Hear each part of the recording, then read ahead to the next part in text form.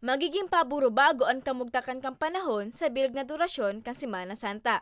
Sigun sa Pag-asa, mapangonoro na may dikit na pag-uran ang mamamatayan ngunyan sundo sa Merkules. Mantang, sa Webes hasta sa Domingo, lauman ang mainit na panahon. Kahapon 35 degrees centigrade at mamaya itong araw na to, so ang forecast natin is mga 35 degrees centigrade. Bukas medyo asahan natin medyo mas mataas na siya.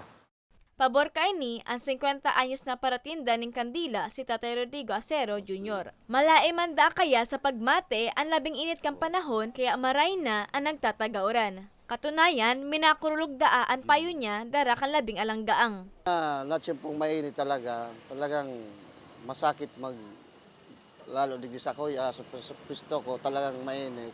Kan nakaaging Marso 22, pigdeklara man kan Pag-asa na opisyal nang nagtapos ang Northeast Monsoon o ang amihan na mawat sa beyond summer season na. Pero kung hindi po maiwasan, medyo dala lang tayo ng pananggal sa init ng araw, like payong.